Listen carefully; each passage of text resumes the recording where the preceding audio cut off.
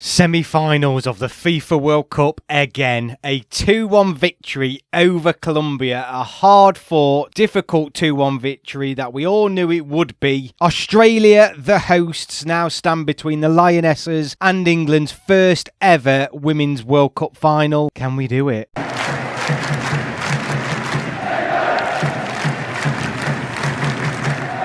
So yes, welcome back to the channel everybody. Thank you very much for watching. While I've got your attention, please subscribe to the channel if you're new here. I've loved sharing this World Cup journey and experience with you all, so please subscribe. Let's carry this on. Back to the video. So England this morning, 11:30 UK time, had their match in the quarterfinal against Colombia. It was the last quarterfinal to be decided. Spain, Sweden and Australia had already qualified at this point. The final four have now been decided and England face Australia with Spain versus Sweden in the other game. First off, well done to Colombia. What a fantastic tournament. Their first ever quarter-final. They've done themselves proud and they were really competitive in this match. Taking the lead through Herrera, whether that's deliberate or not, I will leave you to decide. I know my personal opinions on that. I think it's a cross all day long. But if not, it's one of the goals of the tournament. But they took the lead and England looked for a short period under a lot of pressure. But a calamitous mistake by their goalkeeper let England in, allowing Lauren Hemp to equalise before half-time, which was vital,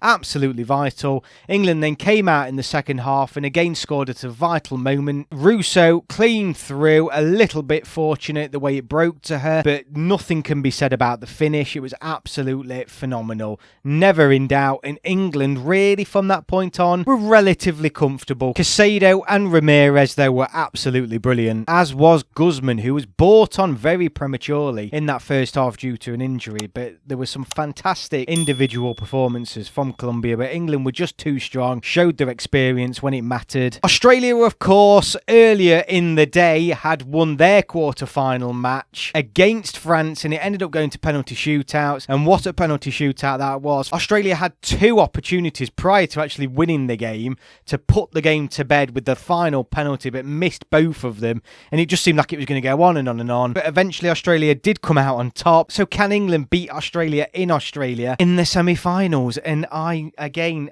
this is so tough to call.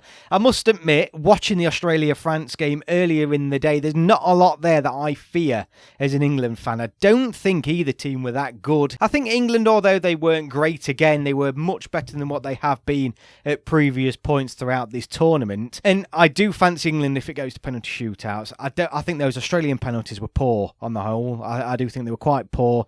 The keeper looked alright though, but I do fancy England's penalty takers and their keeper. But that's a long way off. We've still got the full 90 to get through yet. It's so tricky because Australia are at home. If this was a neutral venue, I would pick England, but with that home advantage, as an England fan, I obviously know and understand the importance of that. Look what England did at the Euros with home advantage. They went all the way to victory. Australia obviously more than capable of doing so. Sam Kerr, though, still not 100% fit, is she? Or doesn't appear to be because she's not starting. Both teams are in a bit of a momentum, but I just feel like England are slowly starting to play better football. Serena's now seems to have discovered her starting lineup and her starting system. The fact that only one personnel was changed from the last match against Nigeria, and that of course was Lauren James. So England seem a little bit more settled, and I'll be daft now, wouldn't I, not to stick with England. But I did say in my last video that if England did get through, I feel like this may have been our last game, this semi-final, because I didn't fancy us against Australia and France, but I haven't seen anything really that really worries me with Australia. I'm not saying they look poor. Australia did of course though lose to Nigeria in the group stages, so they have looked, I would think, a little bit more shaky than England in this tournament. England have only conceded one goal from open play at this World Cup and haven't lost a competitive game now